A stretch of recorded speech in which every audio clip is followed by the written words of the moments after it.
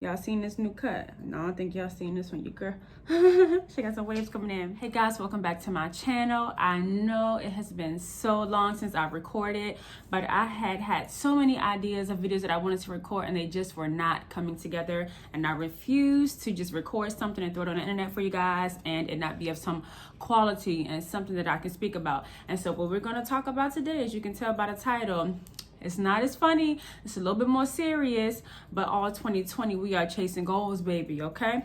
So if you guys are interested in learning about some of the things that I've been doing to help me manage my money, then keep on watching. Shout out to all of my new subscribers. You guys have been pouring in. Hey girl, hey, welcome to the channel. I'm so happy that you guys are here. I'm so happy that something on my channel brought you here and made you hit that subscribe button. I am so grateful. So as the channel continues to grow, please let me know what you guys are interested in. My channel is all about lifestyle, motivation, and just making you laugh, because I feel like any given day, God can take us off this planet. Guys, I'm so excited to be back here with you guys. I'm drinking some tea today, one of my favorite mugs, because your girl is an Aries. We have some peach green tea with some honey, and I always drop a lemon cough drop in my tea to help with, just helps with the sore throat that I've been getting, because it's currently 60 degrees outside. And matter of fact, let me go turn the tea down because it's hot. I have written down a list of things that I have done to help me manage my money, because I've always had a not so great relationship with money, and I just felt like I wanted to share with you guys. Disclaimer, I am no financial expert. I actually can't even count. I hate numbers. I hate talking about money, but I knew that I couldn't keep running from something that has a real big impact on the rest of my life. So I had to really sit down. I had talked to financial advisors with USAA. I talked to financial advisors with Booz Allen. And they basically told me what I already knew. A couple of my mentors are good with money as well. And so I just took pieces from each of them and I made my own little plan. And now I have something that's working for me slowly, but it's working for me. And I felt like I really wanted to share with you guys, because we're trying to save money. We're trying to build generational wealth, and we can't do that with bad credit scores or no savings account. A little bit of background, guys. The whole reason I had to get serious about money is because growing up, all I ever heard in my family was, I ain't got this, I ain't got that, I'm broke. On payday, people would be claiming they were broke. And I did, for some reason, it just made me feel so weird as a little girl. And I knew growing up that I never wanted to even talk about money in front of my children, or even now I feel like I have a struggle when if God ever blesses me with a husband, I will struggle to sit down and talk about finances with him, because it's been something so ingrained in me since childhood, just to always have a negative relationship with money. And that's something that I need to break, because I don't want to have a negative relationship with money. I'm out here working so I can make money, so I can live comfortable and live a way that is pleasing to me. So the way I'm going to start off on this video is I'm going to talk about a few of the things that I had to really adopt in my life. I already knew and I heard people talking about them, but I had to adopt them and make them true to me. So the first thing that I really had to do was write down all my bills. Now, y'all, let me tell you, that was scary for your girl, because I would rack up a little bill here, I would rack up a little bill there, and I just, I never really paid attention to how much money was coming out of my account. I just knew I had, I need to pay this, so I need to pay that. And I'm the kind of person who I would just pay a bill, and then whatever was left over, I'm like, whoa, where we going? What we doing? What we spending this money on? And so what I really had to do is I took this same notebook that I have these notes written in. It's actually a different one now, but I took a notebook and I wrote down all my bills. And it literally made me sick to see how much I was committing myself to paying for it every single month. So this is the planner that I've been using for this year. Shout out to my best friend. She gave this to me. I think this is from their brand Cloth and Paper. Check them out, girls. The aesthetic is so beautiful. So for this month, what I did is I went to the month of February. And in the back, there's like a note section at the end of the month. And what I did was I took the note section, sorry you guys can't really see, and I wrote down all of my bills right there. And so the way that I have them divided up is my absolute 100% essentials, and that's rent, water, lights, car insurance, car note, and don't laugh at this, and phone bill. All those things are divided up into essentials, things that have to get paid at all costs.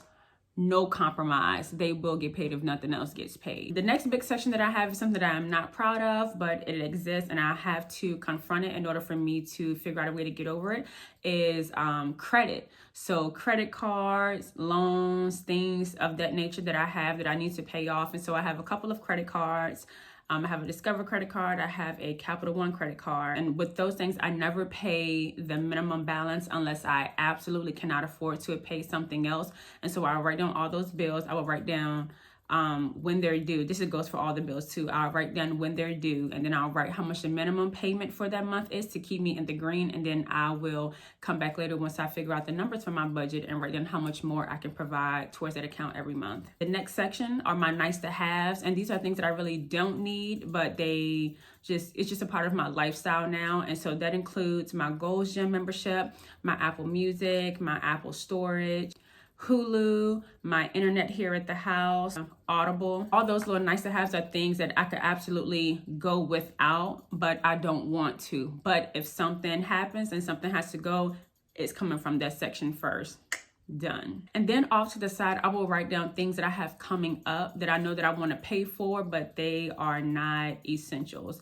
If I can do it, then I will. And if I can't, then I won't. And so for instance, I had some dental work that I needed to get done, not for my braces, but at my dentist. Also, I have a vacation coming up later this year. And so I wrote down the deposit for that trip that needed to be paid for this month. Go to, if there are different events that I want to go to, or if I'm going to go travel out of state with a friend or something, I'm trying to roughly budget how much I would spend on gas and food and stay and things like that. So those things go off to the side. I would like to have these, but if I can't, then the world ain't gonna stop spending. Next thing that I do, and I also included in this book, is I write down all of my income, all the money that I'm expecting to come in. Once those two things are taken care of, then I sit down 2 weeks out before I get paid and I write out that budget.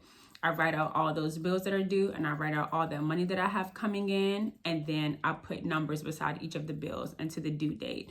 And then I'll add them up. I'll see what the numbers look like, how much I'll have left over, and if I can squeeze, if I can manage to put a little bit more on a credit card or something like that, then I'll do that. I write my budget 1 to 2 weeks out before I get paid, because if I forget about something, if something comes up, if there's something new for the month that I hadn't thought about, I have time to flex in my budget. I have time to adjust. I have time to move around numbers and figure things out in that way. And that has saved me so much. I think for January, I wrote out my budget about a week and a half in advance.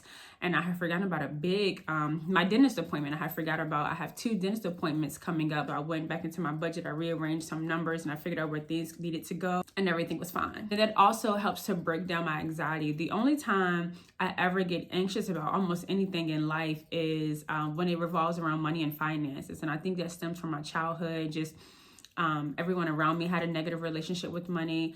I grew up to be kind of afraid of money. And so being proactive about building a budget, knowing exactly what's coming in, knowing exactly what's in my account, knowing exactly what I can spend on this and how much I will have left by the end of the month has been something that has brought my anxiety down so much, y'all. I forgot to mention too, I only get paid once a month from my full-time job. And that was something that really propelled me into being serious about a budget, because getting paid, and because I have USAA, I don't get paid on the first of the month. I get paid at the end of the previous month. And so what I was doing was spending that money on bills and then some other recreational things. I was spending that money before the month even got there. And so when it was time for me to budget, I was budgeting once the month got here and money had already been spent. And so I had to, figure that out, and I had to start backwards planning to get my crap together because I was really tripping. Getting paid once a month, y'all, is no joke. You have to be so disciplined about what you do with your money if you care about your well-being and your anxiety and your health and your struggle and what you eat, because that's all I can think about is if I don't budget, then I got to eat oodles and noodles for the last 2 weeks. And that's when I know I've done something wrong and I haven't stuck to my budget, because that was not allocated in my budget. I had $200 and some allocated towards groceries. So why am I here? So what I will do is I will figure out all the numbers that need to come out of my check for my bills. and I will leave that money in that account. Whatever is left over, I will take it and I will move it to a separate checking account, separate from bills. And then from there, I will take cash out of that account and use my cash envelopes. Now, I don't have my cash envelopes on me. I should have grabbed them, but they are from Dave Ramsey. You can make them yourself. My best friend makes them herself, but I'm not a DIY kind of person. And so I went and bought the envelopes. I had her write on them a little pocket wallet. It has literal envelopes in it, and you can title each envelope for I think the way I have it now is groceries, miscellaneous, personal, like body care kind of things, manicure, pedicure, things like that. I have them labeled for things like that aren't necessarily bills, but things that I would much rather spend cash on, because if not, then all I'll do is swipe a card, and it just makes you so oblivious to what you're spending your money on, because you're just going and going. You're not even thinking about how you're spending it. So it's three things going on here. I have my account where my bills are coming from. I have a separate account for the nice to haves is sitting. And then I take cash out of that and use it for my cash envelopes for the things that I usually will spend money on that occur on a monthly basis. So 2019, like I told you guys in a couple of videos ago, was my year of saying no. And that was to men. And that was also to just anything and anybody that was not aligned with my goals. And so that has helped me a lot, because I look in the envelope and I really want to do something, but I know I can't afford to do it. And I'm gonna tell you guys, I'm not perfect, because when I first started this envelope system, I was reaching into the groceries to pay for my pedicure and the miscellaneous to pay for things that I had already just blown that envelope, and I was going into the next one. And so I really had to learn how to stop doing that. It's going to take a while to get trained to it, but once you do, it feels weird to not do it. And I felt kind of bad about not, adhering to my own goals. If I can't trust my own self, then something else that was also beneficial for me last year was locking credit cards. And so these credit cards that I have, I lock them so that I can't use them. And then I put those on automatic draft. I have a set payment that will come out every month, because if it wasn't that way, then I'm like, oh, well, you can just pay the minimum balance, $35. But no one wants to do that, because you will never pay that credit card off, or the amount of interest that you pay is crazy. It's just absolutely ridiculous. And so I locked the credit cards so that I couldn't use them. And then I just set them on an automatic payment, on a monthly payment, to pay them off.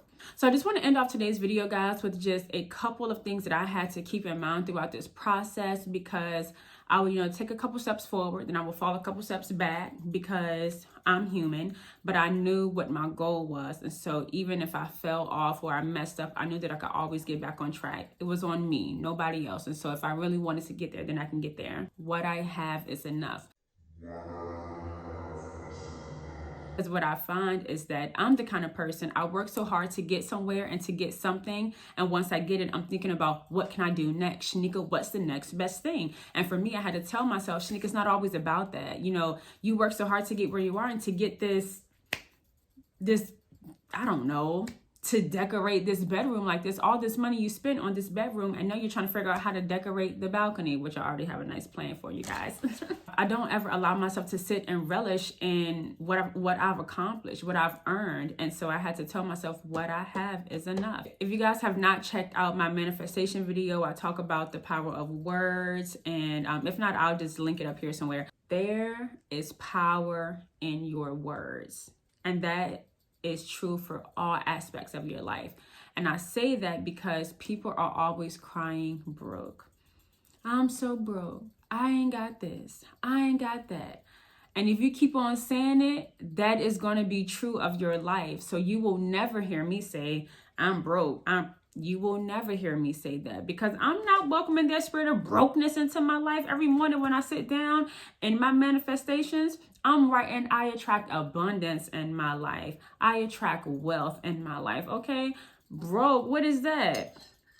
One thing broke is my lower back.